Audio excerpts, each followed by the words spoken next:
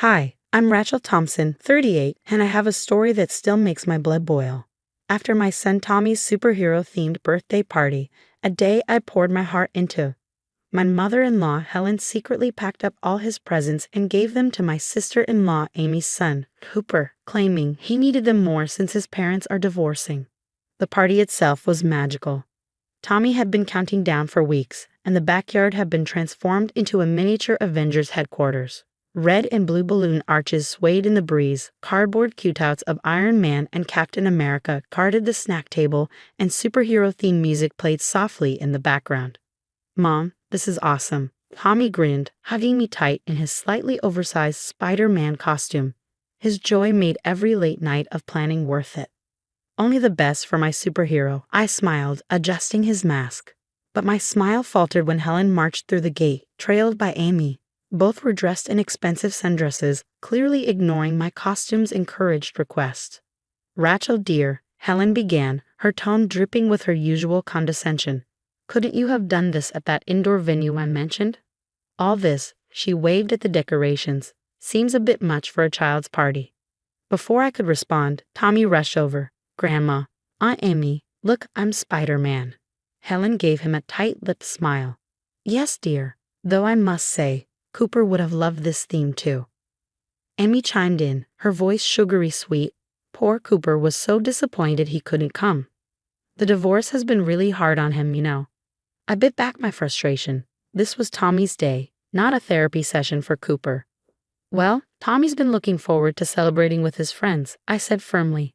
"The kids should be arriving any minute." And soon they did. The yard filled with laughter as mini superheroes raced around, their faces painted with Iron Man masks and Captain America shields. Tommy's smile never wavered as we sang Happy Birthday and cut the cake. But Helen's presence loomed like a storm cloud. She cornered me by the drinks table. "Rachel, don't you think this is a bit excessive? Cooper never had such an elaborate party. And now, with everything going on." I took a deep breath. "This is Tommy's day, Helen. He's had a rough year with bullying, and—" Helen scoffed. "Oh, please. A few playground squabbles hardly compare to a divorce. Cooper is experiencing real trauma." I bit my tongue and returned to the party, determined not to let her ruin Tommy's special day. He was glowing as he opened each gift, marveling at action figures, Lego sets, and superhero gear. But Helen and Amy exchanged whispers and glances at the growing pile of presents. When the party ended, Helen offered to help clean up. "You must be exhausted, dear," she said, unusually sweet. "Amy and I can pack up the presents while you handle the goodie bags." Something felt off, but with kids running around and parents saying their goodbyes, I let it go. Later that evening, after Tommy had crashed in his Spider-Man costume, I went to bring his presents to his room, but the table where they'd been stacked was empty. "Mark," I called to my husband, trying to stay calm, "did your mom bring Tommy's presents inside?" Mark frowned. "She said she was loading them into her car to help us." My stomach dropped. I grabbed my phone and called Helen. "Oh, those presents," she said, as if we were discussing the weather. "I took them to Cooper's house. Poor boy needed cheering up, and Tommy had so many. It's good to teach kids about sharing." I was shaking. "You what?" "Those weren't yours to give away. They were Tommy's birthday gifts. His friends picked those out for him." "Now don't be dramatic," she replied dismissively.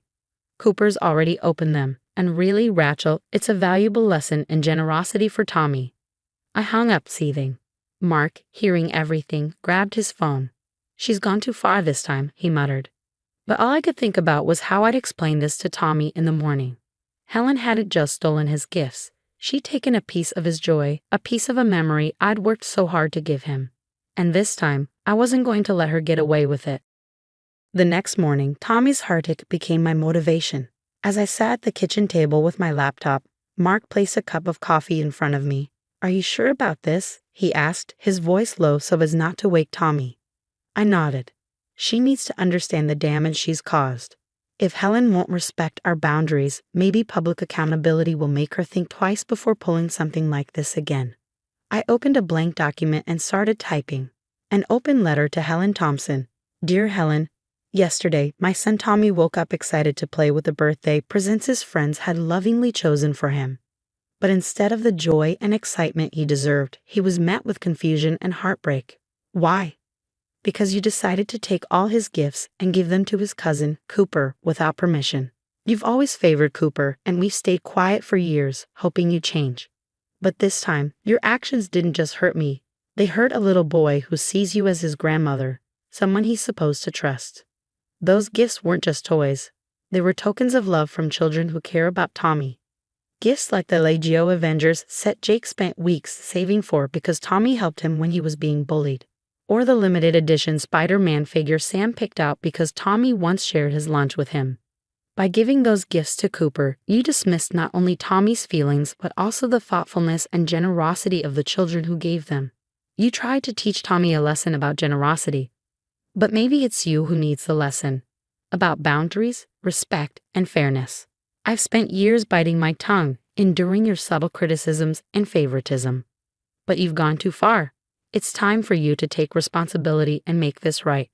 Return the gifts, apologize to Tommy, and show him that his feelings matter. Sincerely, Rachel. Mark read over my shoulder as I finished typing. This is good, but are you sure this will work? It's not just about her anymore, I said, my voice steady.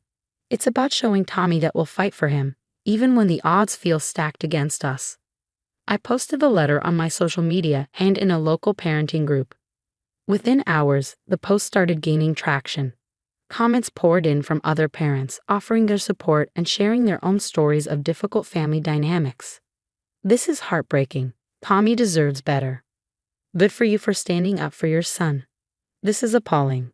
I hope Helen realizes how wrong she was.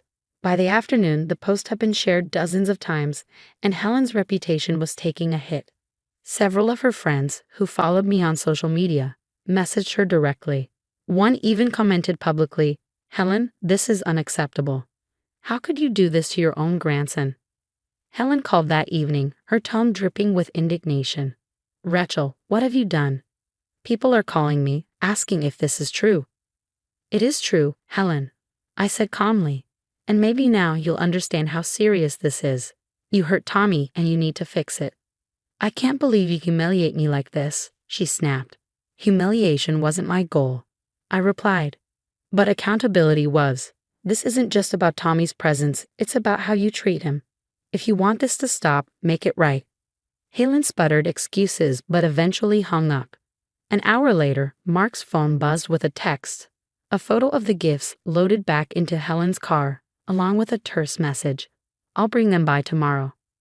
The next morning, Helen arrived with the presents, her face tight with anger.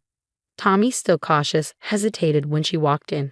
But when she handed him the first gift and muttered an apology, his face lit up. After she left, Mark and I sat Tommy down. "Listen, sweetheart," I said, holding his hand. "Grandma made a mistake, but your feelings matter, and we made sure she knew that. You should never be afraid to stand up for yourself." Tommy nodded solemnly, then tore into his presents with renewed excitement. As he showed me each one, my heart swelled. He hadn't just gotten his gifts back, he'd gotten back the joy Helen tried to steal from him. And as for Helen, she stayed distant for a while after that, her pride no doubt bruised. But one thing was clear. I wouldn't be silent anymore when it came to protecting my son. I started with a single post in our community Facebook group, a hub of 15,000 local parents who shared advice, recommendations, and event updates. My message was concise but factual. Warning about birthday party theft. My mother-in-law stole my 7-year-old's birthday presents to give to another grandchild. Parents, please be aware that your children's thoughtful gifts were taken without permission. The response was immediate and overwhelming. Within hours, parents from Tommy's party began commenting, sharing the special meaning behind the stolen gifts. Jake's mom, Lisa, described how her son had saved his allowance for weeks to buy Tommy the Legio set. Another parent talked about searching for the limited edition Spider-Man toy Tommy had mentioned loving. Screenshots of the post spread beyond our local group. Soon, the story had reached Helen's Precious Country Club circles, where her reputation was everything. At 8 a.m. the next morning, my phone rang. It was Margaret, Helen's best friend from the club. "Helen, why am I hearing that you stole children's birthday presents? Please tell me this isn't true." Before Helen could contain the damage, the floodgates opened. The president of her charity board called. Her bridge club, Even her pastor, her carefully curated image as the gracious, charitable matriarch, was unraveling. Later that day, Amy showed up at our door, pale and trembling. The moms at Cooper's school are furious. They're saying Cooper can't come to birthday parties because we steal presents. You have to take down the post. I stared at her, incredulous. Like you took down the photos of Cooper posing with Tommy's stolen presents? I asked coldly. Those gifts meant something to every child who gave them. They weren't yours to take. Amy tried to argue. Cooper's been having such a hard time since the divorce. Stop using your divorce as an excuse, I snapped, cutting her off. Tommy's been bullied at school for months. Did you or Helen ever care about that? No, because Tommy's not your perfect golden child. He's just the one you can ignore. Amy's face crumpled. For a moment, I thought she might defend herself.